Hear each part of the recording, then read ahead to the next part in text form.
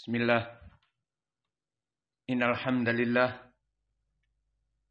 nahmaduhu wa nasta'inuhu wa nastaghfiruh wa na'udzu billahi min syururi anfusina wa min sayyiati a'malina.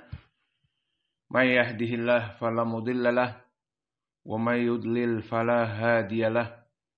Wa asyhadu an la ilaha illallah wahdahu la syarikalah. Wa asyhadu anna Muhammadan abduhu wa rasuluh, amma ba'd.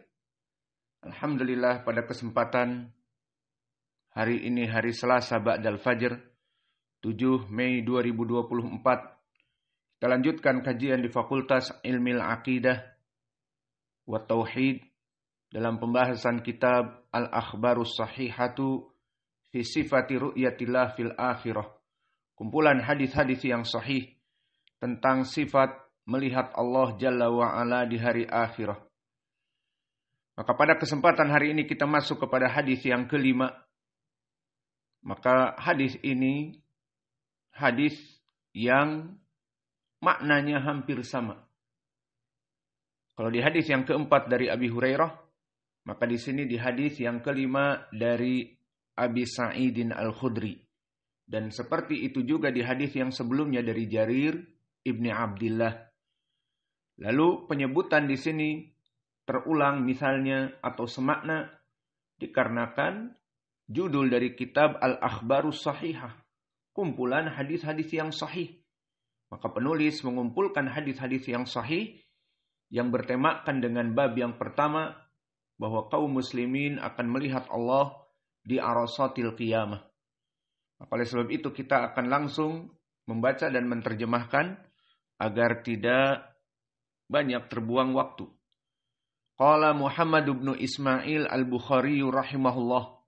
Berkata Muhammad ibn Ismail, yakni Imam al-Bukhari rahimahullah di dalam kitab sahihnya.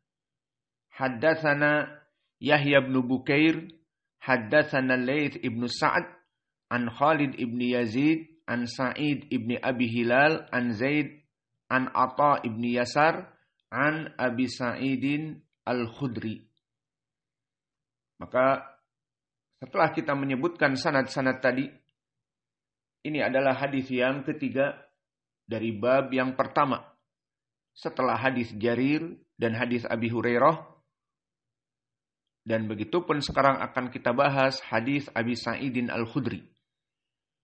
Dan wajah pendalilannya di hadis Abi Sa'idin Al-Khudri seperti nanti akan datang dengan lafaz, ya Rasulullah, hal nara rabbana yaumal qiyamah. Wahai Rasulullah, apakah kita akan melihat Allah di hari kiamat? Maka hadis ini hadis yang muttafaqun alaih. Dan telah kita lalui makna muttafaqun alaih adalah hadis yang diriwayatkan oleh Imam Al-Bukhari di sahihnya. Dan juga Imam Muslim di sahihnya. Dan sepakat keduanya dalam jalan rijal sanad yang sama. Maka ini yang diinginkan dengan diriwayatkan oleh Imam Al-Bukhari dan Muslim. Adapun guru Imam Al-Bukhari Yahya ibnu Bukair, maka dia adalah Yahya ibnu Abdillah ibnu Bukair. Maka Yahya ibnu Bukair ini nisbah kepada kakek. Maka Yahya ibnu Bukair bukanlah Yahya ini seorang muhadis, bapaknya bernama Bukair, bukan. Tetapi Yahya ibni Abdillah ibni Bukair. Maka bapaknya bernama Abdillah dan Bukair adalah kakeknya Al-Makhzumi. Maka telah terkenal dengan nisbah kepada kakeknya. Maka ini seperti contoh yang lain Imam Ahmad. Maka antum mendengar Imam Ahmad siapa? Ahmadu ibnu Hanbal. Maka dia masyhur nisbah kepada kakeknya. Namun asalnya adalah Ahmad ibn Muhammad ibn Hanbal. Maka asal dari nama bapaknya bukan Hanbal, tetapi Muhammad. Sehingga nama asli Imam Ahmad, Ahmad ibn Muhammad ibn Hanbal. Namun yang masyhur dinisbatkan kepada kakeknya jadi Ahmad ibn Hanbal. Maka seakan-akan Hanbal itu kakeknya Imam Ahmad. Afwan. Seakan-akan Hanbal itu bapaknya Imam Ahmad. Maka yang benar dia adalah kakek. Ahmad bin Muhammad bin Hanbal. Kembali kepada Yahya ibnu Bukair, maka Yahya ibnu Bukair adalah Yahya ibnu Abdullah ibni Bukair al-Makhzumi. Dan dia hidup di Tabaqah yang ke-11. Seperti Tabaqah yang ke-10 dari guru-gurunya Imam Al-Bukhari. Seperti Tabaqah Imam Ahmad dan Abul Yaman Al-Hakam ibnu Nafi' yang telah terdahulu di hadis Abi Hurairah. Gurunya Imam Al-Bukhari, Abul Yaman. Maka di sini Yahya ibnu Bukair sama-sama di Tabaqah yang ke-10. Dan derajat Yahya ibnu Bukair imam di atas derajat siqah. Maka di sini gurunya Imam Al-Bukhari adalah Imam Yahya ibnu Bukair. Dan riwayatnya dari Laits ibnu Sa'ad di dalam hadis ini mempunyai keunggulan. Kenapa? Karena dia termasuk orang yang paling banyak periwayatan dari Laits ibnu Sa'ad. Maka disebutkan oleh Ibnu Adi, kana jarli Laits ibni Sa'ad wa huwa asbatun nas fihi wa indahu an Laits ma laisa inda ahadin. Berkata Ibnu Adi bahwa periwayatannya dari Laits ibnu Sa'ad mempunyai kekhususan karena dia adalah tetangganya dan sangat kuat periwayatannya dari Laits ibnu Sa'ad. Dan periwayatannya dari Laits banyak tidak didapati oleh kaum muslimin dari yang lainnya. Maka inilah Yahya ibnu Bukair yang mana ucapan Ibnu Adi ini menunjukkan bahwa dia min asbatin nas. Maka dia di atas derajat siqah, orang yang paling kuat periwayatannya dari Laits. Dan di sini periwayatan dari Laits siapa di dalam sanad? Laits ibnu Sa'ad. Maka Laits ibnu Sa'ad Abul Harith al-Misri, maka dia hidup di Tabaqah yang ke-7. Kalau tadi Yahya ibnu Bukair di Tabaqah yang ke-10, maka di sini di Tabaqah yang ke-7, dan makna Tabaqah yang ke-7 dia adalah min kibar itba'ut tabi'in. Maka di sini mulai masuk kepada Qurun al-Mufaddalah, bahwa dia adalah Laits ibnu Sa'ad gembong dari para itba'ut tabi'in. Seperti di dalam hadis terdahulu Jarir ibnu Abdullah adalah Zaidah ibnu Qudamah. Dan begitu pun di sini di hadis Abi Sa'id Al-Laits ibnu Sa'ad. Dan Laits ibnu Sa'ad dalam keadaan imam di atas derajat siqah. Di mana Imam Ahmad di saat ditanya tentang dia, dikatakan oleh Imam Ahmad, siqatun sabtun. Dan berkata Yahya ibnu Ma'in, Laits ibnu Sa'ad asbat man rawa'an Sa'id al-Maqburi. Bahwa dia asbatun nas dari Sa'id al-Maqburi. Dan berkata Abu Zur'ah tentang Laits ibnu Sa'ad, afqah min Malik. Maka Imam Laits lebih faqih daripada Imam Malik. Ini pengakuan Abu Zur'ah Ar-Razi. Walakin kanat al-hadwah li Malik. Namun yang terkenal dari madhab Imam Malik. Padahal Imam Laits lebih faqih. Dan begitu pun Imam Syafi'i mengatakan, al-Laits afqah min Malik ila ana ashabahu lam yaqumu bihi. Bahwa Imam Malik itu tidak lebih daripada Imam Laits. Namun Imam Malik mempunyai murid-murid yang banyak dan membantu madhabnya, menyebarkan madhabnya. Dan Laits ibnu Sa'ad tidak. Maka ini gambarannya bagaimana barakallahu fikum. Gambarannya berkata Imam Syafi'i juga, al-Laits atba lil asar min Malik. Maka Laits selain lebih faqih juga dia lebih mengikuti sunnah dan menerapkan sunnah daripada Imam Malik. Maka ucapan Yahya ibnu Ma'in dan Imam Asy-Syafi'i, atau ucapan Abu Zur'ah dan Imam Asy-Syafi'i, menunjukkan bahwa Imam Laits ibnu Sa'ad dia lebih faqih dan lebih menerapkan sunnah di dalam kehidupannya daripada Imam Malik. Lalu kenapa yang terkenal Imam Malik? Tadi disebabkan karena murid-muridnya. Maka ketahuilah barakallahu fikum, Laits ibnu Sa'ad seorang saudagar kaya. Yang mana dia muhaddis dan miliuner. Disebutkan di dalam kitab Rijal, bahwa dia di Mesir mempunyai 9 armada perahu yang besar yang membawa ekspor impor. Dari Mesir dijual ke negara Hijaz, dan dari Hijaz dijual ke Afrika, ke Mesir, Libya, dan yang lainnya. Maka perdagangan yang sangat besar dan menguntungkan miliaran ini dijadikan oleh Laits ibn Sa'ad sebagai sarana dakwah. Maka dia yang memasok Imam Malik. Lihat bagaimana hubungan para muhaddisun dan para tulabul ilm dan para masyayikh dan para asatidah di zaman dulu. Maka Laits ibn Sa'ad seorang alim, namun Allah mudahkan rizki. Dia alim, muhaddis, dan juga dermawan dan miliuner. Imam Malik, Imam Darul Hijrah, mempunyai ilmu seperti Laits ibn Sa'ad, dan dia juga termasuk dari kibar itba'ut tabi'in. Sama-sama satu level. Dan di sini Laits ibn Sa'ad memerintahkan kepada Imam Malik, karena mengetahui ilmu Imam Malik, agar duduk di Masjid Nabawi hanya mengajar. Jangan jualan, jangan membuka toko, jangan sibuk dengan dunia.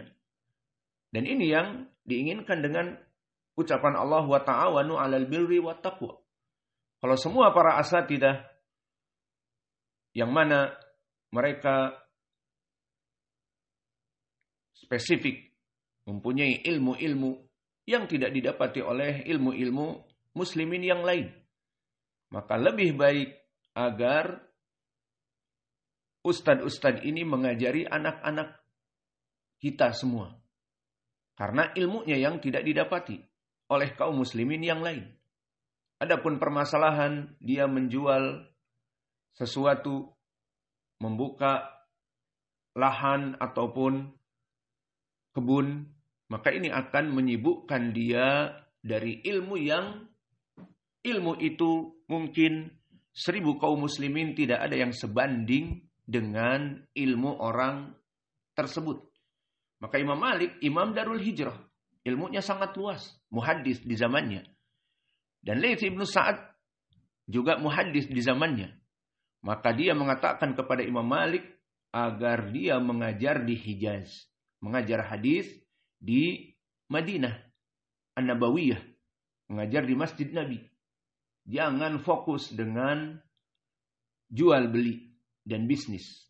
Maka diinfakkan harta Laits ibn Sa'ad kepada Imam Malik. Disebutkan 1000 dirham.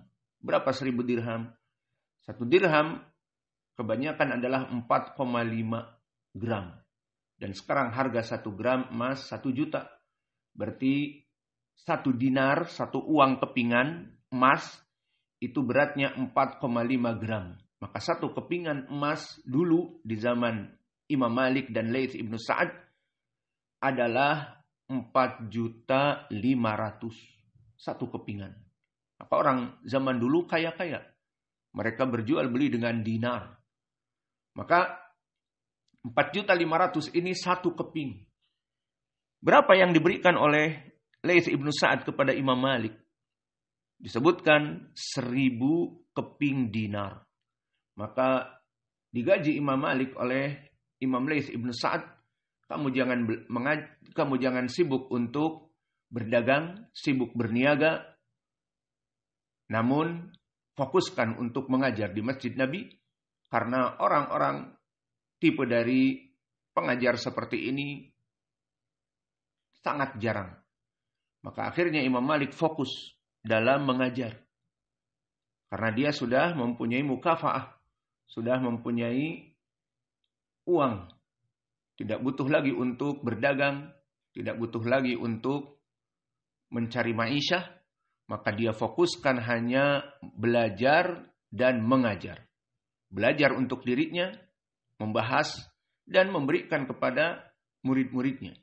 Sehingga dibuatlah kitab Muwatta, karya Imam Malik, yang sangat masyhur, yang sampai Imam Asy-Syafi'i mengatakan, la yujad tahta adimi sama afdalu kitaban wa asahu kitaban min kitab Muwatta.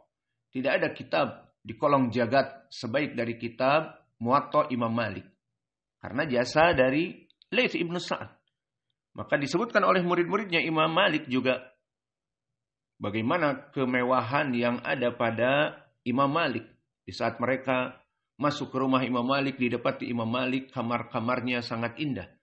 Dan firash, dan tempat tidurnya, dan rumahnya sangat mewah. Dan ini adalah kenikmatan yang Allah berikan kepada Imam Malik. Dan Imam Malik di sini mengajar ilmu tanpa digaji dan tanpa dibayar, maka Allah tinggikan derajatnya. Maka ini dalil bagaimana ucapan Allah wa ta'awanu 'alal birri wat taqwa.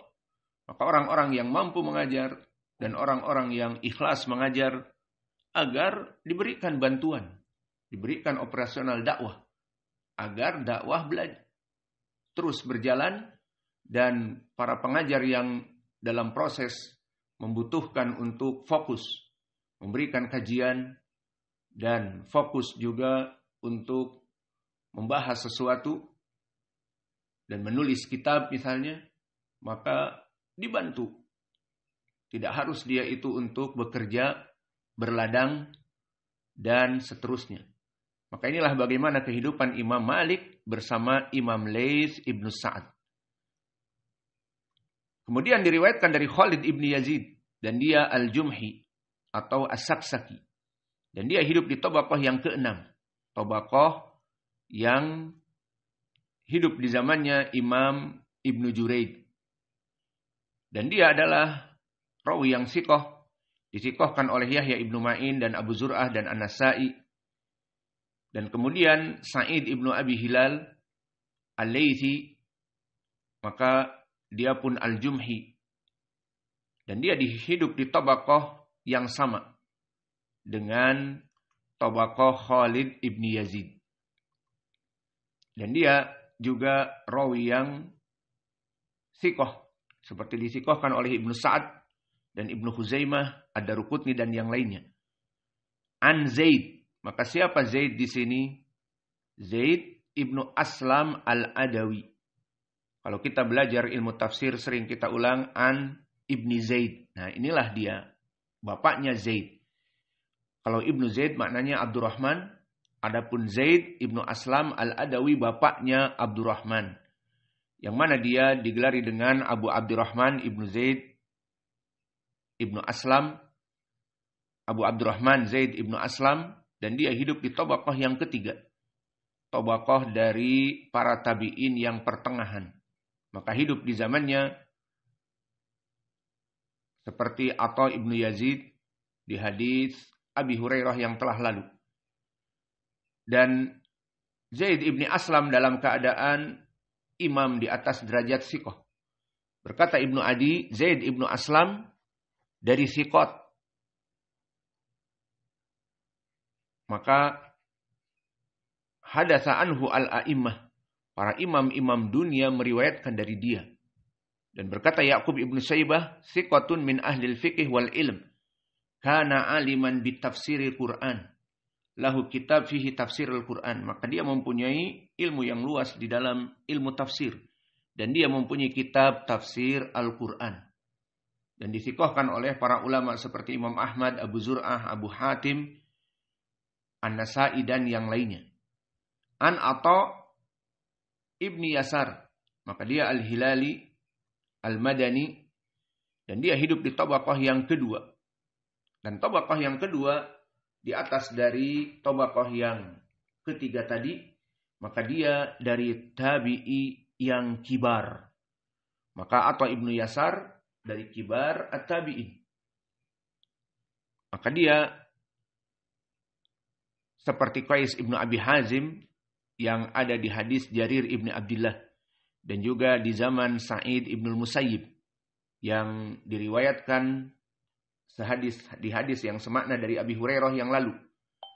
Bisa dilihat sanad-sanadnya. Adapun Atha ibnu Yasar maka dia rawi yang siqah, disikohkan oleh Ibnu Ma'in dan juga oleh Imam Abu Zur'ah dan Nasa'i. Semuanya di sini kembali sekarang kepada as-sahabi an Abi Sa'idin Al-Khudri. Maka hari ini sahabat yang akan menceritakan hadis dari Nabi adalah Abu Sa'id Al-Khudri. Siapa beliau? Dia adalah Abu Sa'id Al-Khudri, rawi yang masyhur dengan kunyahnya. Dan jarang kaum muslimin mengetahui nama-namanya seperti di zaman now. Maka dia nasibnya seperti Abu Musa Al-Asy'ari, Abu Hurairah, Abu Umamah Al-Bahili, Abu Razin Al-Uqaili, Abu Dar, dan Abu Darda, dan Abu Bakar As-Siddiq, dan yang lainnya. Yang mana mereka masyhur dengan kunyah. Namun kaum muslimin, siapa yang tahu nama Abu Dar? Siapa yang tahu nama Abu Darda? Dan begitu pun siapa yang tahu nama Abu Sa'idin Al-Khudri? Maka dia namanya adalah Sa'ad ibnu Malik. Maka Abu Sa'id Al-Khudri namanya Sa'ad ibnu Malik ibnu Sinan Al-Khudri. Dan keutamaan beliau sangat banyak. Maka yang paling menonjol, karena waktu kita terbatas, bahwa dia termasuk dari ulama as-sahabah. Mendengar hadis banyak dari Nabi. Dan bahkan dia termasuk kepada kelompok minal muksirina fi riwayatil asar. Termasuk dari orang yang paling banyak periwayatannya dari Nabi. Maka dia masuk kepada ranking yang ke-7. Minal muksirin. Dan dia datang sebelum dari Ibnu Mas'ud. Dan dia datang setelah Jabir ibni Abdillah. Dan periwayatannya masuk kepada 1000 hadis. Dan 170 hadis. 1070 hadis. Maka oleh sebab itu berkata syair yang menuliskan tentang siapa orang-orang yang banyak periwayatan dari hadis, disebutkan minas sahabati al-akrami al-guror limuksiruna fi riwayatil khobar fa Anas fa zaujatil hadi al-abr Abu Hurairah yalihi Ibnu Umar wa ba'dahu al-Khudriyu fahuwal akhiru summa Ibnu Abbas yalihi Jabiru. Maka disebutkan bahwa wa ba'dahu al-Khudriyu fahuwal akhiru. Maksudnya Abu Sa'id Al-Khudri termasuk dari nomor 7 dari rawi-rawi terakhir, rawi-rawi yang meriwayatkan 1000 hadis. Maka rawi yang disebutkan 7 ataupun para sahabat yang 7 yang meriwayatkan maknanya hadis dari Nabi di atas 1000. Maka ditutup dari 7 sahabat itu dengan Abu Sa'id Al-Khudri. Maka yang pertama Abu Hurairah. Yalihi Ibnu Umar. Kemudian Ibnu Umar. Kemudian Anas Ibnu Malik. Fazaujatin Nabi. Maka istri Nabi Aisyah di tabaqah yang keempat. Kemudian Ibnu Abbas yang kelima. Dan Jabir ibni Abdillah yang keenam. Dan Abu Sa'id Al-Khudri yang ketujuh. Semuanya meriwayatkan di atas 1000 hadis. Maka tadi Abu Sa'id Al-Khudri meriwayatkan 1070 hadis. Maka banyak sekali dari para sahabat yang mengambil ilmu dari dia. Seperti Ibnu Abbas, Abu Umamah. Dan juga Ibnu Umar. Dan Jabir ibni Abdillah dan Mahmud ibnu Lubaid. Dan dari para tabi'in kibar juga banyak menuntut ilmu seperti di dalam sanad ini. Dari Atha ibni Yasar dan Sa'id ibnul Musayyib. Para kibar tabi'i menuntut ilmu kepadanya. Dan selain dari keutamaan beliau dari segi ilmu dan hafalan hadis, maka beliau pun orang yang amiran bil ma'ruf wa nahyan 'anil munkar wa la yakhafu laumata laimin fi nasri sunnah. Maka dia termasuk orang yang tidak takut dan tidak gentar dalam menghidupkan sunnah-sunnah Nabi. Dan tidak takut kepada orang-orang yang menyelisihinya dari sunnah Nabi. Seperti datang kisah, yang mana kisah ini diriwayatkan oleh Imam Muslim yang sahih. Bagaimana keberanian Yahya, keberanian dari Abi Sa'id Al-Khudri di saat taghyirul munkar. Di saat amir di zamannya, kana yakhruju yauma al-adha wa yaumal fitr. Fayabda'u bis shalah. Maka dulu dia meriwayatkan dari Nabi di hadis Muslim, Nabi itu jika keluar untuk sholat Id, baik fitr ataupun adha, maka dimulai sholat dulu, bukan khutbah dulu. Fa'idha sholat sholatahu wa sallama qoma fa'aqbala ala nas wa hum julus fi musallahum. Maka Nabi setelah selesai sholat menghadap kepada manusia dan mereka duduk di tempat sujud-sujud mereka, di tempat lapangan mereka. Fa in kana lahu hajah bi ba'tsin dzakarahu linnas. Maka jika ada nasihat langsung diberikan kepada manusia. Kapan? Setelah sholat. Maka ini yang dilakukan oleh kaum muslimin setelah Nabi Muhammad. Kemudian diriwayatkan oleh Abu Sa'id, falam yazal kadalik, maka sunnah ini terus dihidupkan seperti ini. Hatta kana Marwan ibnul Hakam, sampai datang amir dari pemimpin kaum muslimin yang bernama Marwan ibnul Hakam. Yang mana di sini dia melaksanakan dohirnya kebid'ahan. Yang mana dia mengeluarkan mimbar di musola dan menginginkan agar kaum muslimin mendengar khutbah dulu, seperti khutbah Jum'ah, kemudian sholat. Yang tujuannya untuk apa? Agar kaum muslimin mendengarkan dia. Khutbah dulu, baru sholat. Tapi kalau sholat dulu, baru khutbah, maka tidak wajib untuk mendengar khutbah, apalagi sholat Id. Bergegas kaum muslimin untuk menyembelih, agar sembelihannya dari awal tidak terpukul oleh panasnya mentari misalnya. Maka di sini Katsir ibnu Salt dari anak buahnya telah membangun mimbar dari atin ataupun dari tanah. Untuk tujuan apa?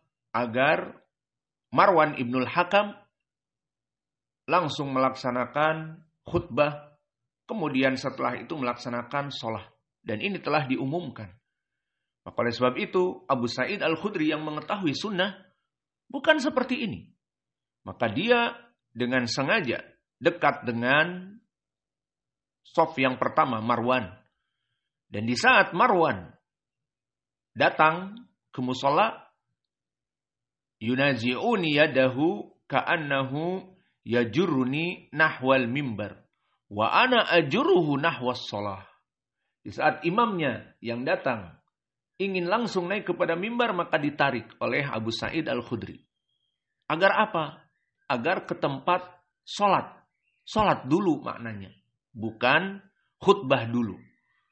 Wa ana ajuruhu nahwa as-shalah, di mana dia ingin naik ke mimbar, aku menariknya. Sholat dulu. Falamma ra'aitu dzalika minhu qultu ainal ibtida bis shalah. Maka setelah itu akhirnya Abu Sa'id Al-Khudri menjelaskan tentang sunnah. Mana sunnahnya mendahulukan sholat kemudian berkhutbah. Itu di dalam permasalahan sholat Id. Faqala la ya Aba Sa'id. Maka dikatakan oleh Amir di sini, Marwan ibnul Hakam, tidak wahai Abu Sa'id. Qad turika ma ta'lamu. Di zaman now tidak seperti itu. Telah ditinggal apa yang engkau ketahui. Maka Abu Sa'id Al-Khudri marah dan mengatakan, kalla walladhi nafsi biyadih la ta'tuna bi khairin mimma a'lamu salasa mirar suman sorofa. Maka dia marah dan mengatakan, demi Allah, tidaklah yang aku ketahui kecuali dia itu adalah kebenaran. Maka yang hak, yang dia ketahui, bahwa Nabi dulu melaksanakan sholat terlebih dahulu baru khutbah. Namun Marwan ibnul Hakam ingin mengubahnya, khutbah dulu seperti Jumat, baru sholat agar kaum muslimin mendengar khutbahnya. Maka di sini bagaimana seorang sahabi yang menjelaskan sunnah kepada pemimpinnya dalam keadaan tidak pantang dan tidak ragu. Maka inilah yang dilakukan oleh Abu Sa'id Al-Khudri atas pemerintahnya. Qulna ya Rasulullah, maka di sini kita masuk kepada hadis yang mana hadisnya juga hampir sama lafadznya dengan hadis yang terdahulu. Maka syahidnya di dalam pembahasan kita di hadis Abi Sa'id Al-Khudri, di mana disebutkan bahwa Abu Sa'id Al-Khudri sedang duduk bersama Nabi dan para sahabatnya. Maka di sini disebutkan di dalam hadis dari Abu Sa'id, qala qulna ya Rasulullah hal nara rabbana yaumal qiyamah. Maka kami menanyakan kepada Nabi, wahai Rasulullah, apakah kita akan melihat Allah di hari kiamat? Ini poin pendalilan hadis ini. Dimasukkan oleh penulis, poin pendalilannya ini. Ditanya Nabi, apakah kita akan melihat Allah di hari kiamat? Qala hal tudoruna fi ru'yati syams wal qamar idza kanat sahwan atau sahwan qulna la qala fa innakum la tudoruna fi ru'yati rabbikum yauma idzin ila kamat tudoruna fi ru'yatihima. Maka apa jawaban Nabi? Bukan jawaban Nabi hanya sekedar yes or not, ya atau tidak.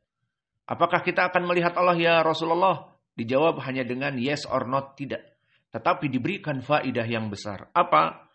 Maka Nabi malah balik menanya, apakah kalian tertutupi di saat kalian melihat rembulan dan juga melihat mentari di siang bolong dan rembulan di bulan purnama seperti malam-malam itu?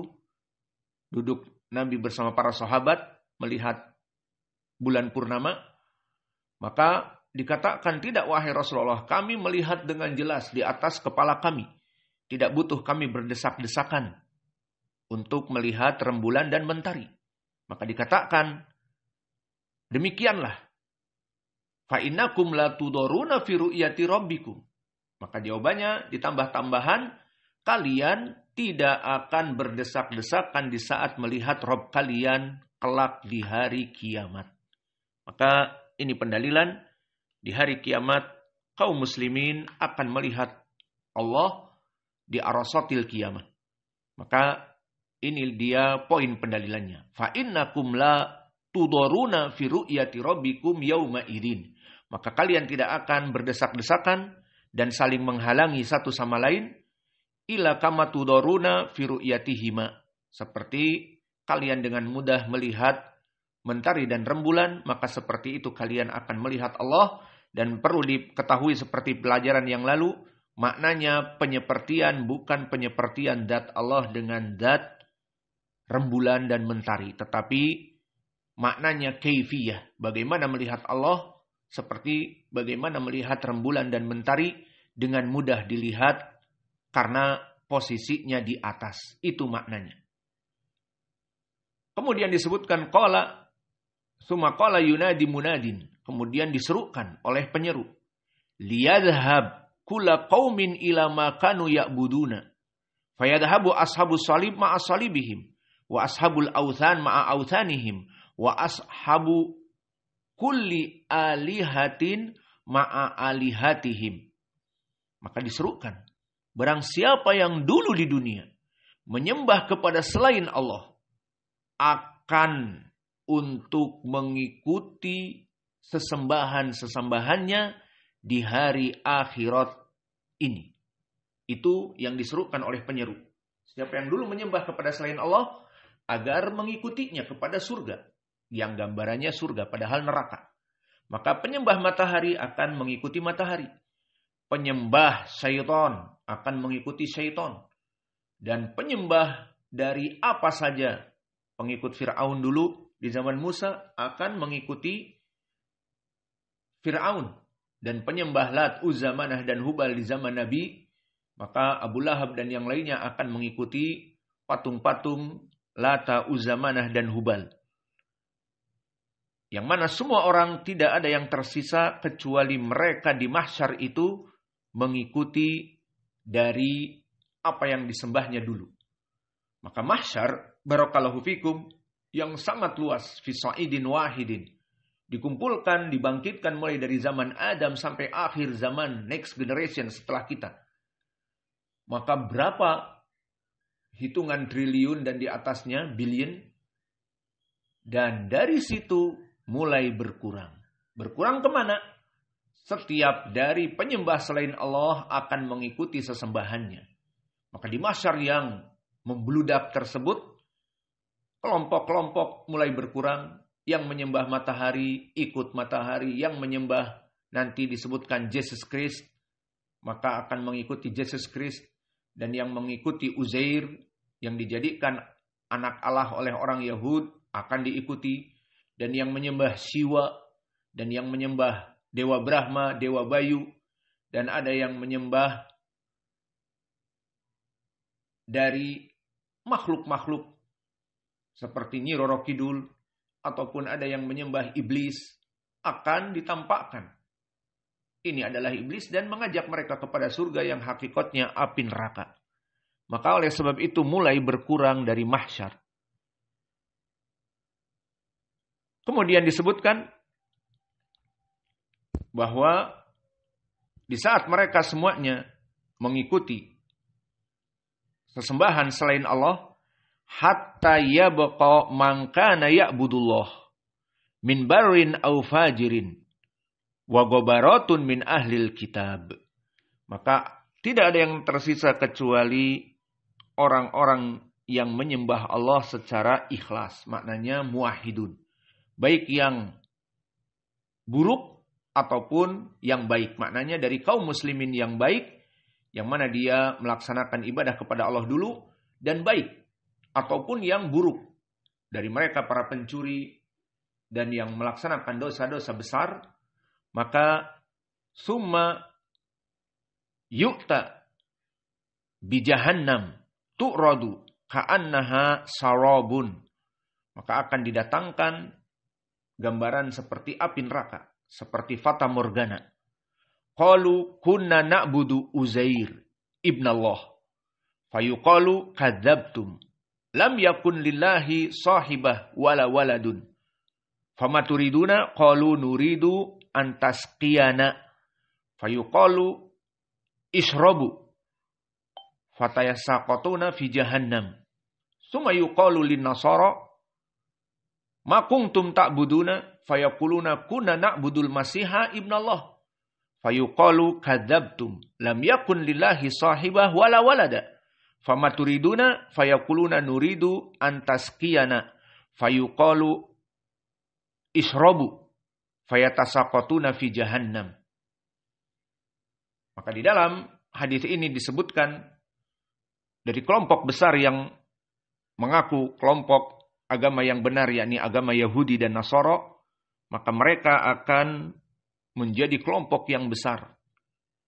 Dan didatangkan api neraka bagaikan fata morgana, bagaikan oase di dalam keadaan padang yang gersang. Bagaikan oase mata air yang merupakan pelepas dahaga di padang pasir yang gersang. Maka didatangkan api neraka bagaikan oase, fata morgana. Kemudian dikumpulkan kelompok Yahud yang besar dan kelompok Nasoro. Maka dikatakan, kalian orang-orang Yahud, dulu kalian menyembah siapa? Kami dulu menyembah Uzair. Maka orang-orang Yahud disebutkan di Al-Quran di surat Taubah menyembah Uzair. Wa qalatil Yahudu Uzairun ibnullah. Wa qalatil Nasara al-Masihu ibnullah. Maka orang-orang Yahud di zaman now ini, mereka menyembah yang namanya Uzair seorang nabi. Dijadikan anak Allah, kata mereka. Dan disembah. Maka di saat orang-orang Yahud ini didatangkan api neraka dalam keadaan berbentuk oase. Dan Uzair di situ yang membimbing mereka agar masuk kepada surga yang pada hakikatnya api neraka. Oase ini adalah api neraka. Maka kalian dulu menyembah siapa? Mengikuti Uzair. menyembah Uzair dan ditampakkan Uzair membawa mereka. Maka dikatakan pendustaan mereka, kadzabtum, dusta kalian. Lam yakun lillahi sahibah wala walada. Allah itu hakikatnya tidak mempunyai anak bernama Uzair ataupun nanti Yesus Kristus dan tidak mempunyai istri. Maka apa yang kalian inginkan? Kata bentuk yang disepertikan seperti Uzair yang disembah oleh orang-orang Yahudi. Maka mereka mengatakan, kami menginginkan kamu, wahai Nabi Uzair, anak Allah, agar kamu memberikan kami air minum. Memasukkan kami kepada surga dan memberikan minum. Kami pengikutmu dalam keadaan kehausan. Maka ishrabu. Kalau begitu minumlah. Maka mereka berbondong-bondong menuju oase fayatasaqatuna fi jahannam. Maka hakikatnya mereka berbondong-bondong masuk api neraka. Karena ditampakkan oleh Allah pada zaman itu bagaikan oase, fata morgana, dan mereka berbondong-bondong tenggelam untuk minum dan pada hakikatnya tenggelam di api neraka, iya dan billah. Selesai dari orang-orang Yahud yang banyak dan memerangi kaum muslimin dalam kehidupan mereka. Kemudian yuqalu lin nasara, kelompok yang kedua yang besar dari penyembah tagut selain Allah. Wa ma kuntum ta'buduna fayaqulun kunna na'budul masiha ibnallah. Fayuqalu kadzabtum lam yakun lillahi sahibah wala walada. Fama turiduna fayaquluna nuridu an tasqiyana. Fayuqalu ishrabu fayatasaqatuna fi jahannam. Maka sama nasibnya. Orang-orang Nasara pun dari kelompok yang besar yang menyembah Allah dan Yesus Kristus. Maka dikatakan Yesus Kristus, Nabi Isa itu anak Allah dan diibadahi. Maka di saat mereka mengetuk kening dan dada kanan dan dada kiri, apa makna dari Trinitas ini? Makna Trinitas itu bahwa ajaran agama Nasara mengajak kepada kesyirikan. Maka mengetuk kening sambil mengatakan for the Father. Untuk Allah Bapa di surga. Kemudian mengetuk dada kanan and his son dan anaknya Yesus Kristus di surga. Dan yang ketiga and the soul of the spirit ditafsirkan kepada Jibril dan juga ditafsirkan sebagian kepada istrinya Allah. Kata mereka, siapa? Bunda Maria. Maka lihat bagaimana kesyirikan. Di saat orang Nasara berdoa untuk tidur, berdoa untuk makan, maka mereka mengepalkan tangan dan mengetuk kening tadi. For the Father and His Son and the soul of the Spirit. Maka mereka melaksanakan Trinitas. Melaksanakan as-salisu salasah. Laqad kafara alladziina qalu innallaha salisu salasah. Maka di Al-Quran telah disebutkan telah kufur keluar dari Islam. Orang-orang yang mengatakan Allah itu 3 dari 1. 3 in 1. Kayak sampo saja dibagi 3. Maka di sini sama. Apa yang kalian inginkan wahai pengikut Isa? Maka ditampakkan Isa ibnu Maryam. Dia diikuti oleh pengikut-pengikut Nasara. Dan itu bukan Nabi Isa tetapi di riwayat nanti disebutkan syaitan Isa. Maka berbondong-bondong yang mengikuti Isa dan ditanyakan kamu dulu menyembah siapa? Menyembah Isa ibnu Maryam. Didustakan. Maka tidak ada lagi pembenaran bagi mereka seperti di dunia ini. Kadzabtum. Kalian pendusta semua. Karena Allah tidak pernah mengambil anak dan tidak pernah mengambil istri. Lalu apa yang kalian inginkan dengan mengikuti aku, kata Isa? Kami menginginkan kamu memberikan minum kepada kami dan memasukkan kepada surga agar kami minum dan puas karena kami dulu beribadah untukmu. Maka kalau begitu minumlah. Maka sama nasibnya seperti orang-orang Yahud. Mereka berbondong-bondong dan tenggelam untuk minum. Dan pada hakikatnya fayatasaqatuna fi jahannam. Maka mereka tenggelam di api neraka. Kemudian disebutkan di dalam hadis. Dan insya Allah kita lanjutkan sedikit. Hatta yabqa man kana ya'budullah min barin au fajirin. Maka yang tersisa kalau begitu siapa? Semua penyembah matahari, rembulan, Yesus Kristus, penyembah salib, penyembah Uzair, penyembah binatang-binatang seperti di India, penyembah sapi, penyembah kobra dan sebagainya, semuanya mengikuti apa-apa yang mereka sembah dulu. Lalu siapa yang tersisa di mahsyar? Hatta yabqa man kana ya'budullah. Yang tersisa orang-orang tauhid yang hanya menyembah Allah tanpa melaksanakan kesyirikan, min barin au fajirin. Baik dia itu orang yang soleh ataupun orang yang buruk ibadahnya. Yang penting tidak pernah menyembah Allah. Maka berapa dari kaum muslimin yang tidak menyembah Allah dari muwahhidin, makan uang riba, melaksanakan perbuatan yang haram, berzina, selingkuh, ataupun melaksanakan perbuatan-perbuatan yang mendolimi kaum muslimin, korupsi, ataupun melaksanakan pencurian, pembunuhan. Maka di sini semuanya berkumpul. Kaum muslimin penyembah Allah baik yang buruk akhlaknya, maka nanti akan dibedakan dengan masuk kepada api neraka jika Allah tidak ridho atas dosa-dosanya, namun tidak kekal di dalamnya. Maka poin pendalilannya juga di sini.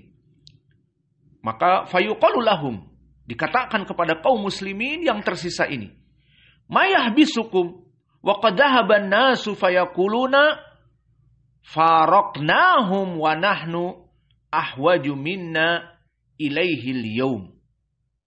Maka apa yang menyebabkan kalian duduk-duduk di sini ataupun berdiri di sini tak bergeming, dan manusia-manusia yang lain telah mengikuti sesembahan mereka dan dohirnya masuk surga, padahal hakikatnya masuk neraka.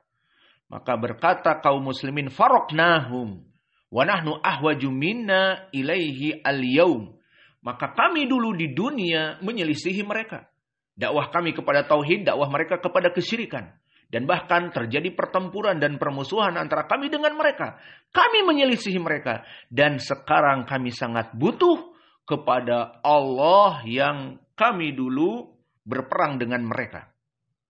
Kemudian, wa inna sami'na munadiyan yunadi liyalhaq kulla qaumin bima kanu ya'budun. Wa innama nangtadiru rabbana. Maka disebutkan kalau begitu ada yang menyeru, semua orang mengikuti apa yang disembahnya dan kami menyembah Allah, maka kami menunggu nangtadiru rabbana. Kami menunggu Rabb kami. Qala fayatihim al-jabbar fi surah ghairi suratihi allati ra'auhu fiha awwala marratin. Kemudian disebutkan di dalam hadis di saat kaum muslimin ini tidak mau bergeming, fayatihimul jabbar, maka ditampakkan dan dia mengaku Allah Jalla wa Ala dan dia memang Allah, namun dalam bentuk yang tidak disepakati oleh kaum muslimin. Fayaqulu ana rabbukum, fayaquluna anta rabbuna, fala yukallimuhu illa al-anbiya. Fayaqulu hal bainakum wa bainahu ayah ta'rifunahu, fayaquluna as-saq, fayaksifu an saqihi, fayasjudu lahu kullu mu'min wa yabqa man kana yasjudu lillah riya'an.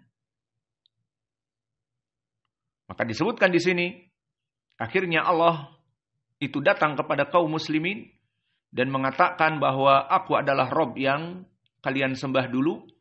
Maka di sini Allah menampakkan dengan apa yang disepakati oleh kaum muslimin di saat dikatakan ana rabbukum fayaqulun anta rabbuna. Maka engkau adalah Rabb kami. Maka tidak ada yang berbicara. Lalu dikatakan, apakah ada alamat dan tanda di mana Allah itu akan diketahui? Maka bagaimana kami mengetahui Allah itu? Fayaquluna as-saq. Ditanyakan oleh Allah, bagaimana kamu mengetahui? Dengan memberikan tanda as-saq, betisnya. Fayaksifu an saqihi. Kemudian Allah membuka betisnya. Fayasjudu lahu kulla mu'minin. Maka semua mukmin mengakui itulah Allah yang ditunggu Dan itulah yang diharapkan, maka semuanya bersujud. Semua yang menyembah Allah kelak, baik orang yang baik dan buruk, sama akan melaksanakan sujud. Semua orang yang beriman akan sujud. Wa yabqa man kana yasjudu lillah riyaan. Ini juga penjeda. Siapa yang diinginkan di sini? Orang-orang munafik. Maka penjeda orang munafik dengan muslim, meskipun di pelajaran yang lalu telah kita bahas, mereka akan sama. Maksudnya sama-sama di hari akhirat melihat Allah. Namun di saat Allah datang di sini, mereka melihatnya zahirnya. Melihat Allah seperti kaum muslimin. Namun bedanya semua setelah melihat Allah menampakkan betisnya, oh ini Rabb kami, sujud. Dan itu yang diinginkan karena peribadatan kepada Allah. Adapun orang-orang munafik ingin sujud dan tidak bisa. Tidak bisa sujud. Maka inilah mungkin dari hadis hari ini, hadis yang kelima dari sahabat Abi Sa'id Al-Khudri, yang mana di sini ada banyak tambahan, terutama menceritakan bagaimana orang Yahud dan orang Nasara di hari kiamat kelak, bahwa mereka akan mengikuti Rob mereka yang disembah. Uzair katanya anak Allah, akan mengikuti Uzair. Dan Jesus Christ katanya anak Allah, maka mereka akan mengikuti Jesus Christ. Dan apa yang mereka inginkan ditanya oleh syaitan dari Jesus Christ dan syaitan dari Uzair. Dikatakan, kami dulu menyembah kamu dan kami ingin masuk surga. Masukkanlah kami surga dan berikanlah kami minum. Maka kalau begitu isrobu. Masuk kepada oase. Api neraka yang ditampakkan oleh Allah bagaikan fata morgana.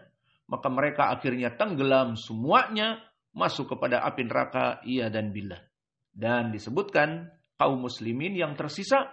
Maka Allah menampakkan dirinya di dalam hadis ini. Ada faidah yang agung. Bagaimana sifat kita akan melihat Allah di arasatil kiamah. Allah menampakkan dengan betisnya. Maka semua menjadi tanda. Dan bersujud kaum muslimin bahwa ini adalah benar-benar Rob yang mereka tunggu. Maka semua muslim dalam keadaan bersujud. Kecuali orang-orang munafik ingin sujud tidak bisa. Seperti nanti akan dibahas di pelajaran yang akan datang dari lafaz. Bahwa duhuruhum qasiyasil baqar. Punggung-punggung mereka keras. Tidak bisa dilenturkan untuk sujud. Maka mereka berdiri. Dan ingin sujud tidak bisa. Seperti dulu mereka di dunia. Sujud mereka pura-pura. Salat berjamaah pura-pura. Apalagi yang tidak salat berjamaah. Maka mereka mendohirkan salat berjamaah di zaman Nabi. Tetapi pada hakikatnya mereka tidak mau beriman kepada Nabi. Maka ingin sujud tidak bisa sujud. Maka mungkin ini yang bisa kita berikan dari hadis yang panjang dari Abi Sa'id Al-Khudri. Dan insya Allah di pelajaran yang akan datang kita lanjutkan. Namun perlu diketahui pada kesempatan malam nanti di hari Selasa, hari ini, kita akan memberikan kajian daurah di tempat lain. Maka sekaligus daurah Imam Al-Wadi'i kita laksanakan di masjid yang lain. Maka kita cukupkan pelajaran kita di sini. Wa naktafi ila huna wa jazakumullahu khaira wa barakallahu fi ilmikum. Subhanakallahumma bihamdika asyhadu an la ilaha illa anta astaghfiruka wa atubu